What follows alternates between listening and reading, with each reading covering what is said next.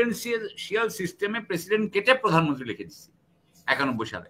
আমরা তো তাই করেছি। আমাদের একটা মাত্র সংস্কার হয়েছিল, একটা মাত্র। সেটা কি? সেটা ছিল কেয়ারটেকার সিস্টেম। বিএনপির নেতাদের পক্ষে কোনো দুর্নীতি করা সম্ভব হবে না, কোনো আখের গুছানো সম্ভব হবে না। ওনারা চলবেন কিভাবে? এটা হয় না তো, ওনারা এটা মানবেন না, এটা ওনারা মানতে পারেন না। আমি একদম স্ট্রেট কথা বলছি, এখানে কোনো মরাল ব্যাপার না, এটা ইকোনমিক। 70 যে করা হয়েছে, এটার কি কোনো এমনি এমনি করা হয়েছে? সেটা তো এমনি এমনি করা হয় নাই। আবুল হোসেন সরকারের সবাই এমপিরা বিক্রি হয়ে যাচ্ছিল, তাদেরকে তো ঠেকা দিতে হচ্ছে। তার মানে আমাদের এখানে পুলিশ আবার স্বাধীন পুলিশ হবে কিনা, মানে এখন ব্যাপার হচ্ছে উনি বলছেন তো 5 বছর থাকার কারণেই তো উনি বলেছেন, উনি খুব খুশি হয়ে তখন বলেছেন স্বরাষ্ট্র উপদেষ্টা যে উনাদেরকে 5 বছর থাকতে বলতেছে।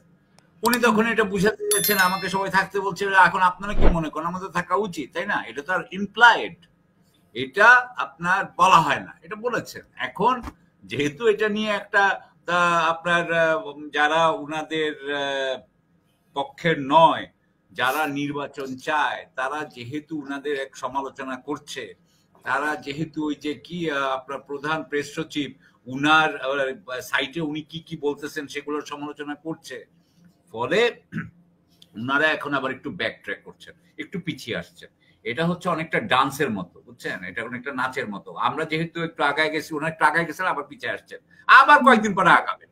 কারণ আমি তারেক রহমানের সাথে এই ব্যাপারে একমত যে আসলে উনারা, আমি নিজেও এটা বলেছি আগে, গত সেই প্রথম থেকেই, আমি সেখান থেকে নড়ছি না। সেটা হলো যে উনারা সংস্কার বলতে একটা সংস্কার বিষয়ক রচনা লিখতেছেন। আমি আপনাকে একটা কথা বলি, আপনি একটা কথা শুনছেন না এতদিন ধরে, যে সংস্কার একটা চলমান প্রক্রিয়া। এটা একটা, মানে আমি এটা একটা মিথ্যা কথা, এটা একটা মিথ্যা কথা। আমি আপনাকে বলি, গত 54 বছরে বাংলাদেশে আসলে সংস্কার কি হয়েছে? আপনি আমাকে বলেন তো, রাজনৈতিক শাসনে সংস্কার কি হয়েছে? আমাদের প্রেসিডেন্সিয়াল সাকিব ভাই, একটা কথা বলি, আপনি যখন বলতেছিলেন না সংস্কার একটা, আমি তখন বলতেছি এটা একটা ধোঁকা, আর আপনি কিন্তু একজ্যাক্ট ওই দুজন এক বছর এক্স্যাক্টলি। আমি আসি যে গত এই 54 বছরে প্রেসিডেন্সিয়াল সিস্টেম আর প্রাইম মিনিস্টার সিস্টেম একই তো সিস্টেম। আমরা প্রেসিডেন্সিয়াল সিস্টেমে প্রেসিডেন্ট কেটে প্রধানমন্ত্রী লিখে দিচ্ছি 91 সালে। আমরা তো তাই করেছি। আমাদের একটা মাত্র সংস্কার হয়েছিল, একটা মাত্র। সেটা কি? সেটা ছিল কেয়ারটেকার সিস্টেম। আমরা একটা আসলে সংস্কার করেছিলাম 54 বছরে, সেটাও আমাদের রাজনৈতিক দল রাখতে পারে নাই। কারণ সংস্কার সাধারণত আপনার ক্ষমতাকে কমায় দেয়, আপনার ক্ষমতাকে সে কমিয়ে দেয়। এই যে শেখ হাসিনা দেখলো তত্ত্বাবধায়ক সরকার থাকলে সে করতে পারবে না, উঠিয়ে দিল। সুতরাং সংস্কার একটা অত্যন্ত অত্যন্ত কঠিন জিনিস। সেইটাকে আপনি রচনা লিখে, আর ওই যে শুনলাম আলী রিয়াজ সাহেব বলছেন যে উনি সবার সাথে এভাবে আলোচনা করছেন, হ্যাঁ, এটা আমার কাছে মনে হয়েছে হয় এটা আমরা বলবো নির্বুদ্ধিতা, অথবা বলবো যে এটার মধ্যে এক ধরনের সময় ক্ষেপণের ইচ্ছা আছে। আমি এটা মেনে নিব। এখন আমি এই জন্য মনে করি যে আপনি খালি আপনি একটা জিনিস করেন তো দেখি, স্বাধীন জবাবদিহি বিচার বিভাগ এবং পুলিশ বানান তো আপনি। আমরা যে এখন যে মেঘনাকে নিয়ে কথা বললাম, আমরা তো একটা স্বাধীন জবাবদিহি, যেটা জবাবদিহিতা আছে, এরকম একটা পুলিশ এবং একটা বিচার বিভাগ চাই, যাতে আমাদের দেশের যখনই অন্যান্য ক্ষমতায় যখন গণতান্ত্রিক দলগুলো আসবে, তখন তাদের বন্ধু বান্ধবরা যাতে এই দেশের টাকা লুট করে নিয়ে পালাতে না পারে। আমরা তো এটাই চাই। দেখেন এটা করতে পারি কিনা। এইটুকু আসলে এইভাবে সংস্কার হয় না। এবং ওই দিক দিয়ে আচ্ছা, আজকে যে বললো আলী রিয়াজ সাহেব, ঐক্যমতের কমিশনের সহসভাপতি, উনি বলছেন যে ঐক্যমতের ভিত্তিতে সব মতামত মানে মত পার্থক্য দূর করে ঐক্যমতের ভিত্তিতে ওনারা যে জাতীয় সনদ তৈরি করবেন। তো আমরা আগামীকালকেই কিন্তু আবার বিএনপি কিন্তু এর সাথে ডক্টর ইউনূসের সাথে বসছেন যে রোড ম্যাপের জন্য। ওনারা কিন্তু জাতীয় সনদও চাচ্ছেন না, জাতীয় ঐক্যমত্যের ভিত্তিতে যে জুলাই সনদ সেটাও কিন্তু চাচ্ছেন না, আবার জাতীয় সরকার সেটাও কিন্তু চাচ্ছেন না। ওনারা জাস্ট নির্বাচনের রোড ম্যাপটা চাচ্ছেন। তো এখানে কি আসলে জাতীয় ঐক্য সম্ভব হবে কিনা? আমি মনে করি না, কারণ আপনাকে এই যে এখনই বললাম যে স্বাধীন জবাবদিহিতামূলক বিচার বিভাগ এবং পুলিশ, তার মানে হচ্ছে বিএনপি যখন নেক্সট টাইম যদি ক্ষমতায় আসে, গণতান্ত্রিক নির্বাচন হলো, নির্বাচন হওয়ার পরে বিএনপি আসলো, তারা যদি এই স্বাধীন এবং জবাবদিহিতামূলক বিচার বিভাগ এবং পুলিশ মেনে নেয়, তাহলে বিএনপির নেতাদের পক্ষে কোনো দুর্নীতি করা সম্ভব হবে না, কোনো আখের গুছানো সম্ভব হবে না। ওনারা চলবেন কিভাবে? এটা হয় না তো, ওনারা মানবেন না, এটা ওনারা মানতে পারেন না। আমি একদম স্ট্রেট কথা বলছি, এখানে কোনো মরাল ব্যাপার না, এটা ইকোনমিক। এটা সামনে আসছে কারণ বিএনপি এখন আর আওয়ামী লীগ যদি বিএনপি থাকতো, কথার কথা বলি, জাতীয় পার্টি আপনি মানে বড় দলগুলো যেগুলো সেকুলার পার্টি বা আওয়ামী লীগ এবং বিএনপি থাকলে তারা একই কথা বলতো। তারা এই যে এখন যে বলা হচ্ছে না যে 2 বারের বেশি প্রধানমন্ত্রী থাকতে পারবে না, এটা বিএনপি কখনোই মানতে রাজি না, মানতে পারে না। কারণ তার মানে কি, তারেক রহমান ধরেন 2 বার হইলো, কথার কথা, তারপর 3য় বার কে হবে? কারণ তারা তো চাইবে যে হয় তারেক রহমান হবে, নাহলে জাইমা রহমান হইতে হবে। আপনি এই জিনিসগুলোকে আপনি যদি সরাইতে চান, এটা বিএনপি মানবে না। কিন্তু ওনারা কিন্তু এটা এইভাবে ওনারা যেভাবে করতে চাচ্ছে, আমি এটাকে মনে করি এটা রুটলেস। এটার কোনো মানে এটা একটা সংস্কার হওয়ার আগে, আমি আপনাকে একটা উদাহরণ দিয়ে আমি সরি, আমি হয়তো ঠিক উদাহরণ হচ্ছে কিনা, 1831 সাল থেকে পাবলিক রিপ্রেজেন্টেশন অ্যাক্ট শুরু হয় ইউকেতে, হ্যাঁ, আপনার ইংল্যান্ডে এবং স্কটল্যান্ডে। সেটা কি, যে কিছু কিছু করে তারা ভোটার বাড়াইতে থাকে। 1831 থেকে ভোটার বাড়ানো শুরু হয়, 1920-এ এসে সব পুরুষরা ভোট পায়, ভোটের অধিকার পায়। তার মানে 90 বছর লেগেছে ভোটের অধিকার সব পুরুষকে দিতে, মহিলারা পায়নি। মহিলারা পাবে হচ্ছে গিয়ে আরো আপনার 8-10 বছর পরে, 1928 সালে আমার যতদূর মনে পড়ে।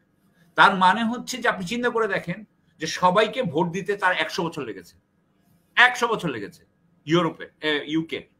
এটা এত সোজা না।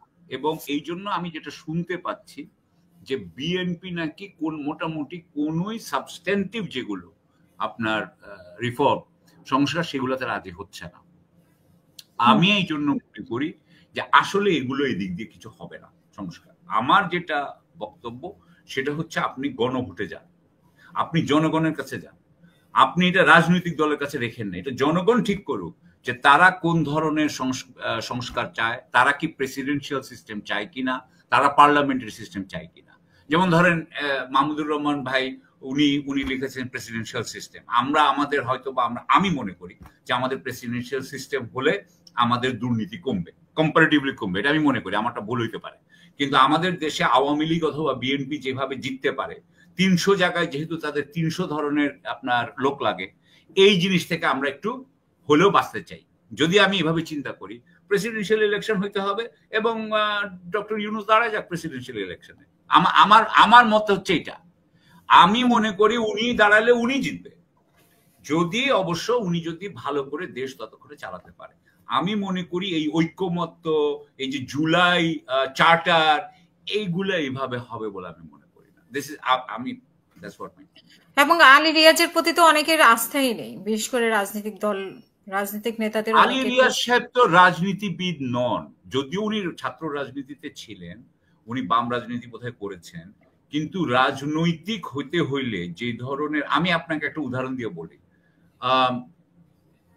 আপনার মুস্তাফিজের মনে থাকবে 1/11 সময় যখন মঈনুদ্দিন ফখরুদ্দিন আহমেদ সরকার যখন খুব মানে উল্টাপাল্টা করে ফেললো, হ্যাঁ, যখন এরা আওয়ামী লীগের হাতে সব উঠাই দিবে, তখন আওয়ামী লীগের হাতে উঠাই দেওয়ার এই প্রসেসটা পুরাটা কিন্তু নেগোশিয়েট করছে হচ্ছে হোসেন জিল্লুর রহমান সাহেব। এবং আপনার মনে আছে কিনা জানি না, তিনি কতবার উনাদের সাথে মিটিং করতেন, খালি মিটিং করতেন। এবং উনি কিন্তু খুবই মানে আমার কাছে মনে হয়েছে যে উনি খুবই শ্রুড নেগোশিয়েটার, এবং শ্রুড নেগোশিয়েট করে উনারা উনাদের আস্তে করে উনাদের সেফটি দিয়ে শেখ হাসিনাকে মানে উনাদের সেফ এক্সিট নিয়ে ওনারা চলে গেছে। সো আমার মনে হয় যে এটার জন্য যেই ধরনের ম্যাচিউরিটি, স্ট্যাটাস লাগে, এটা আমি মনে করি না এটা ইউনূস সাহেবকে ডাইরেক্টলি নিতে হবে। আমি তাছাড়া তো অন্য কোনো মানুষকে দেখি না ওই স্ট্যাটাস আছে, কারণ আপনার যদি স্ট্যাটাস না থাকে, কথার কথা, জিন্না গান্ধী আর নেহরু ছাড়া কারো কথা শুনতো? কারো কথা শুনতো না। বল্লভভাই প্যাটেল, এই তিনজন ছাড়া কারো কথা জিন্না শুনতেন না। আবার উনারা এই যে গান্ধী বা এনারা জিন্না ছাড়া অন্য কাউকে কি মুসলিম রিপ্রেজেন্টেটিভ মানতেন? পরে তো আর মানতেন না, যদি চেষ্টা করেছিলেন মিসিং জিন্নাকে বাদ দেওয়ার। সো আমার কথা হচ্ছে ওই স্ট্যাচার লাগে, স্ট্যাটাস লাগে। তো স্ট্যাচার আমার মনে হয় এটাই খালি ইউনূস সাহেবের আছে, এবং ইউনূস সাহেব কিন্তু এই কাজটা করছেন না, সঙ্গত কারণেই হয়তো করছেন না, নিজেকে ইয়ের ঊর্ধ্বে রাখছেন, কিন্তু বিতর্কের ঊর্ধ্বে রাখছেন। হ্যাঁ, আমরা মনে করি না যে আলী রিয়াজ সাহেব আসলে আমাদেরকে একটা, আমি সরি না, আপনি বলছেন যে আলী রিয়াজ রাজনৈতিক ব্যক্তি না, কিন্তু অনেকে বলছে যে উনি তো বিদেশি ছিলেন এবং বাংলাদেশের এই সংবিধান সম্পর্কেও ওনার আইডিয়াটা কতটুকু আছে সেটা নিয়েও সন্দেহ আছে, আইন নিয়ে কতটা ইয়ে আছে। আমার মনে হয় কি জানেন হাসিনা, সবচেয়ে বড় কথা হলো আপনার সাথে আমার সম্পর্কটা কেমন। আমি যদি আপনাকে হাসাইতে পারি, সত্যি কথা বলি, হ্যাঁ, আমি যদি আপনাকে হাসাইতে পারি, আমি যদি বলতে পারি যে না আমরা আসেন এইভাবে কাজ করি, তাহলে কিন্তু একরকম হয়ে যাবে। আমি আর মুস্তাফিজ কিন্তু কিছু একটা করে ফেলবো। আমার মনে হয় আমাদের ওয়ার্কিং রিলেশনশিপটাই ইনারা গ্রো করেনি, ওয়ার্কিং একটা রিলেশনশিপ আনতে হবে। সাকিব ভাই, আরেকটা ওই যে 70 অধ্যাদেশ যেটা, এটাতেও নাকি এনসিপিও নাকি রাজি হচ্ছে না। 70 অধ্যাদেশ যেটা 70 অধ্যাদেশ যদি থাকে তাহলে তো আর কোনো নির্বাচনেরই দরকার নেই। তাহলে 70 যদি থাকে তাহলে আমাদের এমপিরা জনপ্রতিনিধি হয় না, তারা তাদের নেতার এজেন্ট হয়, তারা তাদের নেতার এজেন্ট হয়। সেটা আপনি যেই পার্টির হন, আপনি আপনার পার্টির লিডারের এজেন্ট, আপনি তো কখনোই জনপ্রতিনিধি হতে পারবেন না। তাই যে এখন যেটা বললো এনসিপি নাকি, এটাও মানতেছে না। হ্যাঁ, এটা হিউজ। শুনেন, 70 যে করা হয়েছে, এটার কি কোনো এমনি এমনি করা হয়েছে? সেটা তো এমনি এমনি করা হয় নাই। আবুল হোসেন সরকারের সবাই এমপিরা বিক্রি হয়ে যাচ্ছিল, তাদেরকে তো টাকা দিতে হচ্ছে। তার মানে আমাদের এখানে পুলিশ আবার স্বাধীন পুলিশ হবে কিনা? আমাদের এখানে আপনার এমপিদের যদি বিক্রিটা ঠেকাইতে পারতেন তাহলে হয়তো 70ও অসুবিধা ছিল না, কিন্তু বিক্রি ঠেকাইতে পারতেছেন না। এত সোজা না এই সংস্কার, সোজা না। দেখেন, এই যে এমপির বিক্রি, যেটা এমপি শুধু দেশের ভিতর না, তো বিদেশে, ওই যে আমরা ইয়াতে মালদ্বীপে দেখলাম না যে বাজেট যে ওদের এমপিদেরকে বাইক করার জন্য, যেটা যদিও ফেল করছে। রাইট, সবাই কিন্তু করছে। তো আপনি এবার বলেন।